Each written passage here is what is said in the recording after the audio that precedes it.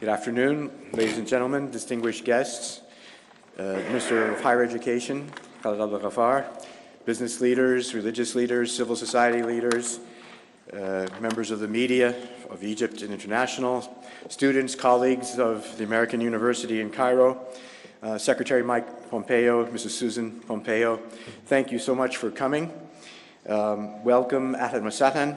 It's a very special and particular honor today to begin AUC's centennial year here in Egypt with the visit of a distinguished American leader who is bearing a message of global impact. For a century at AUC, we have served the citizens of Egypt and the wider Arab world as a beacon of inquiry-based American liberal arts education and served as a stepping stone for the citizens out here to successful global engagement. At the same time, we've served generations of the most adventuresome American scholars as the most inviting portal to this dynamic and welcoming heart of the Arab world. Mr. Secretary, your very American personal story of public service inspires us all. As a descendant of immigrants from this Mediterranean region, you competed for and won entry to the United States Military Academy. You then began your career of leadership and national service as an officer in the United States Army. You went on to become a successful private entrepreneur. Thereafter, the people of Kansas elected you 4 times to the United States Congress. You now serve in your 2nd cabinet appointment by the President of the United States. Sir, we wish you success as you shoulder the highest responsibilities to advance America's national security and prosperity in a world that is posing unprecedented opportunities and challenges. Thank you for choosing Egypt. Thank you for choosing the American University in Cairo as the venue to communicate your very important message today. Please join me in welcoming Secretary Pompeo.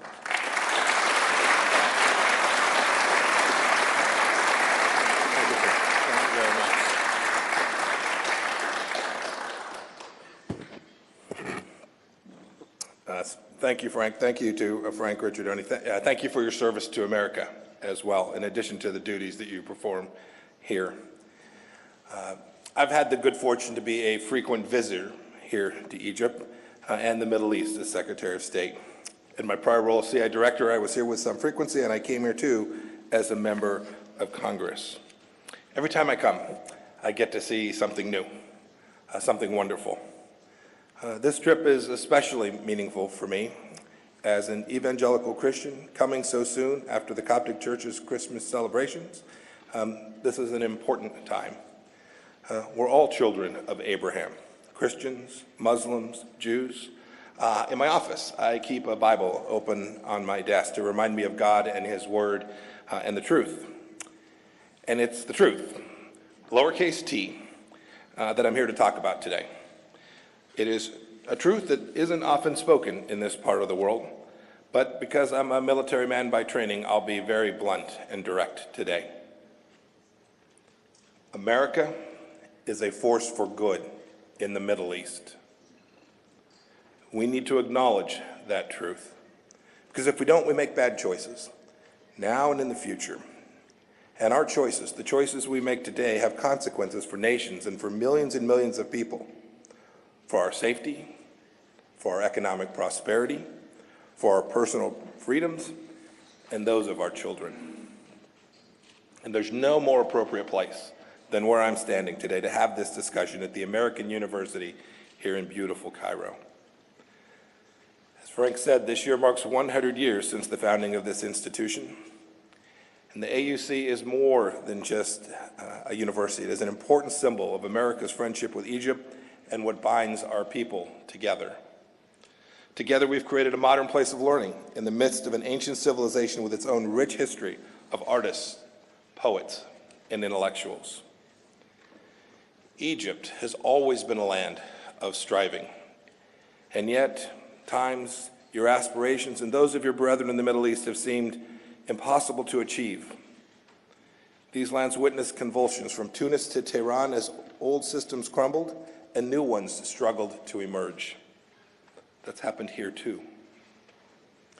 And at this critical moment, America, your longtime friend, was absent too much. Why? Because our leaders gravely misread our history and your historical moment. These fundamental misunderstandings set forth in this city in 2009 adversely affected the lives of hundreds of millions of people in Egypt and all across the region. Remember, it was here in this city, that another American stood before you. He told you that radical Islamist terrorism does not stem from an ideology. He told you that 9/11 led my country to abandon its ideals, particularly in the Middle East.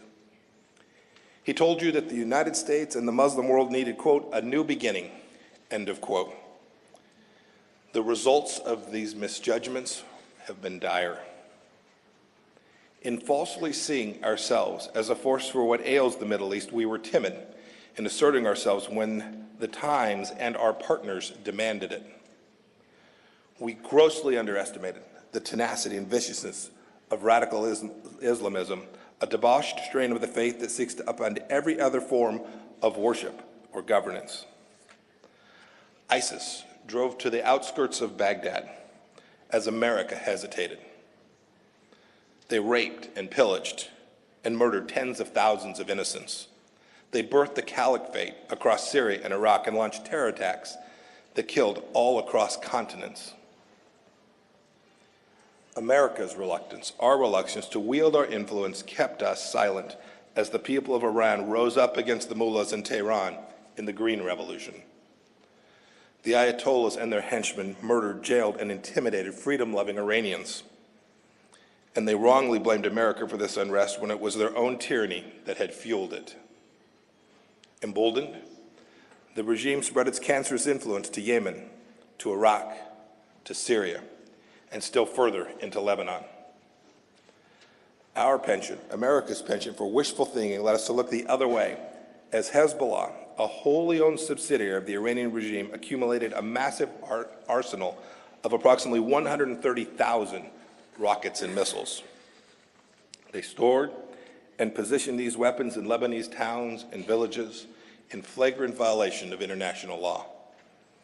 That arsenal is aimed squarely at our ally, Israel. When Bashar Assad unleashed terror upon ordinary Syrians and barrel-bombed civilians with sarin gas, a true echo of Saddam Hussein's gassing of the Kurdish people, we condemned his actions, but in our hesitation to wield power, we did nothing. Our eagerness to address only Muslims and not nations ignored the rich diversity of the Middle East and frayed old bonds. It undermined the concept of the nation-state, the building block of international stability.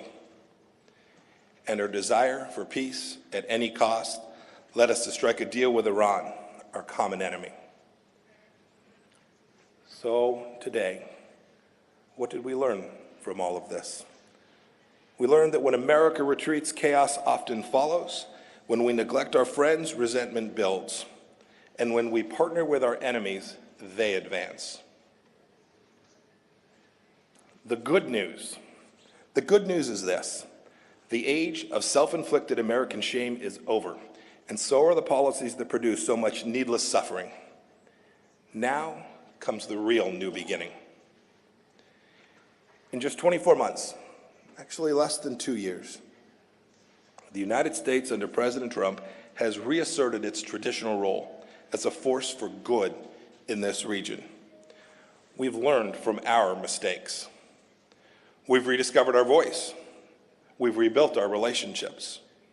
We've rejected false overtures from our enemies. And look at what we've accomplished. Look at what we've accomplished together. Under new leadership, America has confronted the ugly reality of radical Islamism. On President Trump's very first trip abroad to this region, he called on Muslim-majority nations to, quote, meet history's greatest test, to conquer extremism and vanquish the forces of terrorism. President Sisi joined us. He joined us in denouncing the twisted ideology which has brought death and suffering on so many. I thank President Sisi for his courage.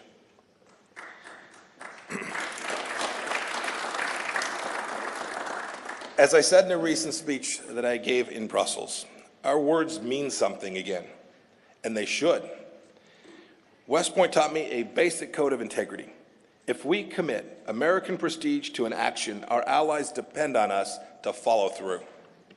The Trump administration did not stand idly by when Bashar Assad used chemical weapons against his people. Indeed, President Trump unleashed the fury of the U.S. military not once, but twice with Allied support. And he's willing to do it again, although we do hope that he does not have to. For those who fret about the use of American power, remember this. America has always been and always will be a liberating force, not an occupying power. We've never dreamed of domination in the Middle East. Can you say the same about Iran? In World War II, American GIs helped free North America from Nazi occupation. 50 years later, we assembled a coalition to liberate Kuwait from Saddam Hussein. Would the Russians or Chinese come to your rescue in the same way, the way that we have? And when the mission is over, when the job is complete, America leaves. Today, in Iraq, at the government's invitation, we have approximately 5,000 troops, where there were once 166,000.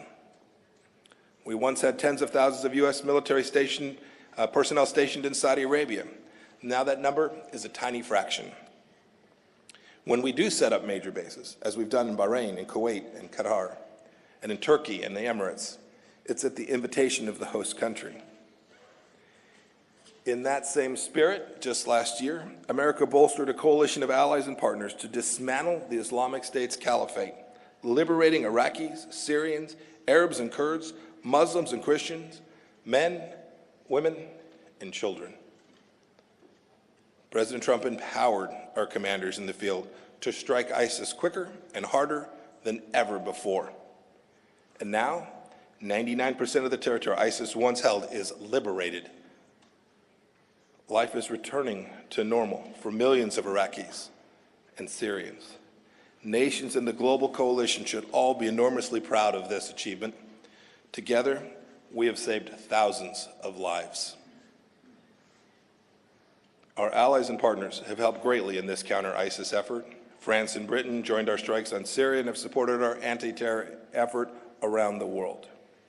Jordan and Turkey have hosted millions of Syrians fleeing violence. Saudi Arabia and Gulf countries have generously contributed towards stabilization efforts. We thank all of them for their help, and we urge them to continue. The United States has also helped liberate areas as an important means of preventing the caliphate from reemerging.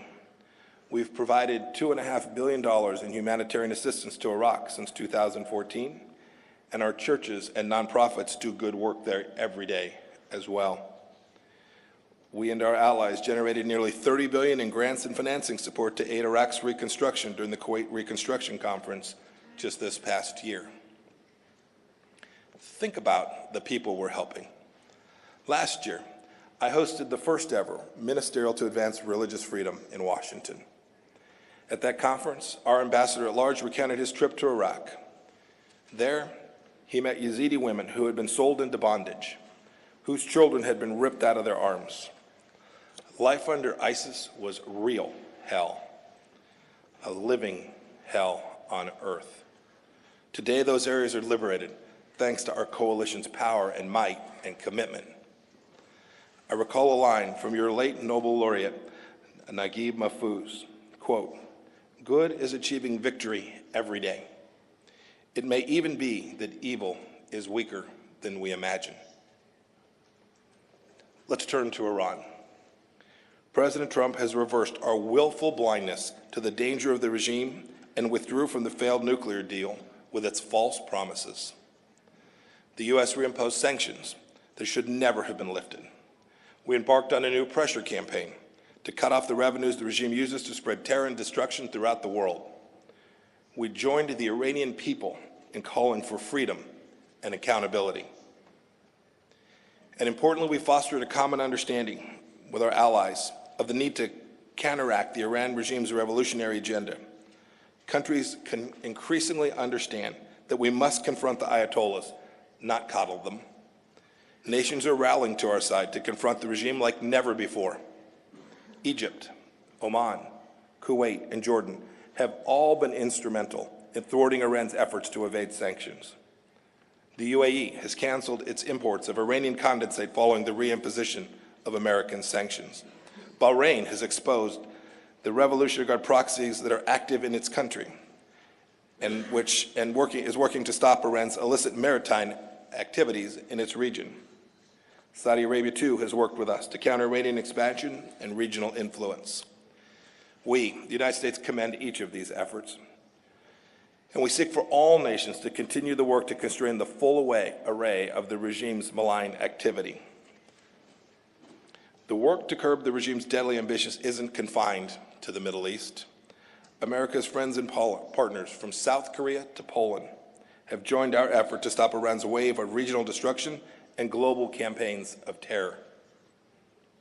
Countries across the globe have cut Iranian oil imports to zero and are working towards that goal. Private companies in France, Germany, Britain, and elsewhere have all calculated that enriching themselves through work with the regime is bad for business and bad for the people of their own countries. In Yemen, we've assisted our coalition partners as they take the lead in preventing an Iranian expansion that would be disastrous for world trade and regional security. As is always the case with America, our engagement has also been coupled with robust humanitarian aid. We've supported the UN talks to put Yemen on the path to peace. In Lebanon, Hezbollah remains a major presence, but we won't accept this status quo. Our aggressive sanctions campaign against Iran is also directed to the terror group and its leaders, including the son of Hassan Nasrallah, the head of Hezbollah. Now let's talk about America's efforts to build coalition. The Trump administration has moved quickly to rebuild links amongst our old friends and nurture new partnerships. My very first trip in this job included stops in Israel, Jordan, and Saudi Arabia. In fact, after being sworn in as Secretary of State, I visited these countries before I ever went to my office in Washington, D.C. And I welcome your leaders to my office often, as I did with Foreign Minister Shukri in August of last year. Coalition building for America is natural, but in past years we've neglected it. This administration has enjoyed fruitful relationships in the Middle East for hundreds of years, but we must keep them and work to keep them. Look, our ties stem back a long ways, with Morocco and Oman back to 1777 and 1833. And our friendship with the country in which we are today, Egypt, stems back generations. Indeed, this year marks the 70th anniversary of our diplomatic relations with Jordan. We're building out a healthy dialogue with the government of Iraq, a thriving and young democracy. We're also building relationships for our shared prosperity. It is time for old rivalries to end for the sake of the greater good of the region. The Trump administration is also working to establish the Middle East Strategic Alliance to confront the region's most serious threat and bolster energy and economic cooperation. This effort is bringing together members of the Gulf Cooperation Council as well as Egypt and Jordan. Today, we ask each of those countries to take the next step and help us solidify MESA. We're also seeing remarkable change. New bonds are taking root that were unimaginable until very recently.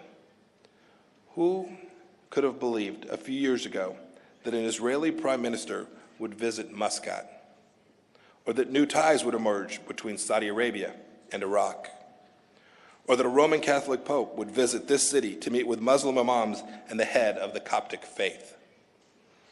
In October of last year, the Israeli national anthem, played as an Israeli judo champion, was crowned the winner of a tournament in the United Arab Emirates.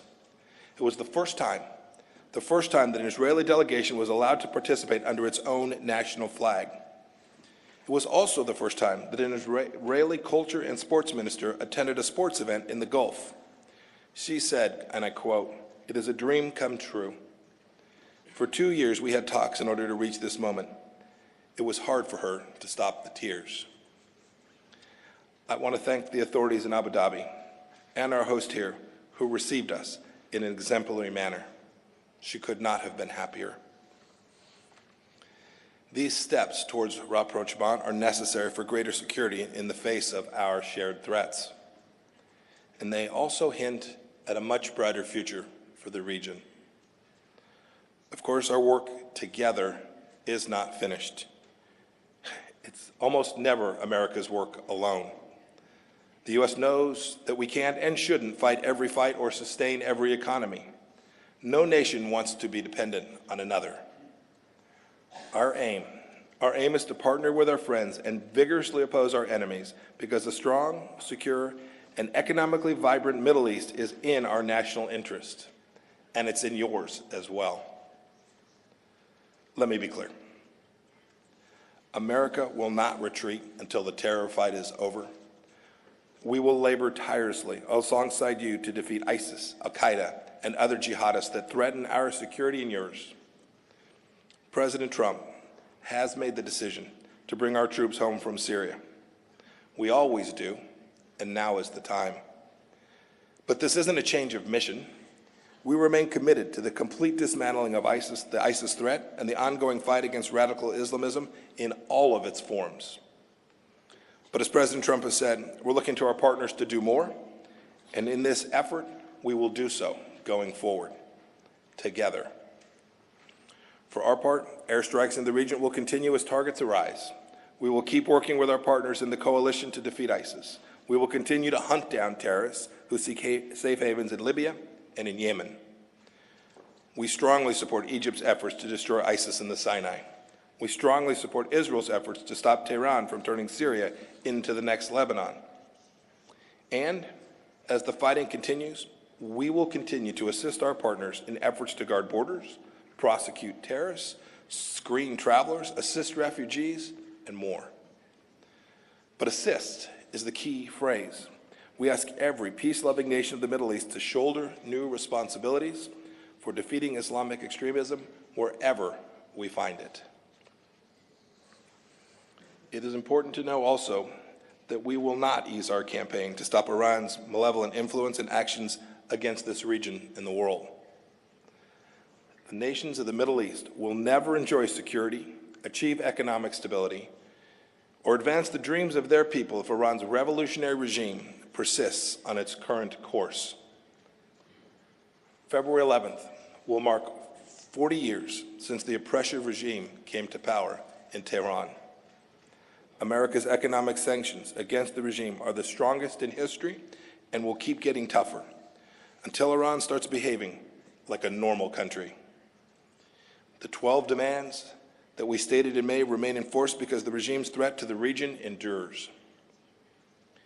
In Syria, the United States will use diplomacy and work with our partners to expel every last Iranian boot and work through the UN-led process to bring peace and stability to the long-suffering Syrian people. There will be no U.S. reconstruction assistance for areas of Syria held by Assad until Iran and its proxy forces withdraw, until we see irreversible progress towards a political resolution. In Lebanon, the United States will work to reduce the threat of Hezbollah's missile arsenal, which is aimed at Israel and can reach all points inside of that country. Many of these rockets are equipped with advanced guided systems courtesy of Iran, and that's unacceptable. Iran may think it owns Lebanon. Iran is wrong. In Iraq, the United States will help our partners build a nation free of Iranian influence.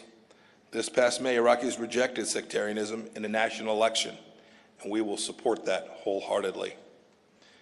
The people there refuse to be cowed by Iranian-backed thugs and armed groups.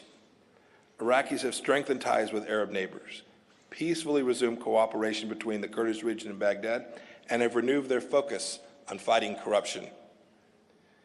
And in Yemen, we will continue to work for a lasting peace. And I think this is clear, but it is worth reiterating. The United States fully supports Israel's right to defend itself against the Iranian regime's aggressive adventurism. We will continue to ensure that Israel has the military capacity to do so decisively. The Trump administration will also continue to press for a real and lasting peace between Israel and the Palestinians. Again, we've adhered to our word. President Trump campaigned on the promise to recognize Jerusalem, the seat of Israel's government, as the nation's capital. In May, we moved our embassy there. These decisions honor a bipartisan congressional resolution from more than 2 decades ago. President Trump acted on this commitment. The United States also is working to keep our bilateral relationship strong. Over the next few days, I'll hold in-depth discussions with leaders of Bahrain, the UAE, Qatar, Saudi Arabia, Oman, and Kuwait.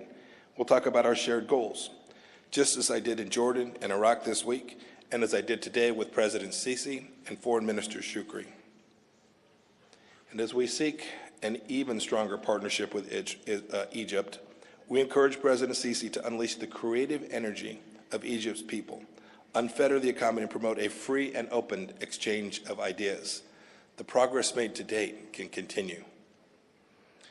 I also applaud President Sisi's efforts to promote religious freedom, which stands as an example for all leaders and all peoples of the Middle East. I was happy to see our citizens, wrongly convicted of improperly operating NGOs here, finally be acquitted. And we strongly support President Sisi's initiative to amend Egyptian law so that this does not happen again. More work certainly needs to be done to maximize the potential of the Egyptian nation and its people.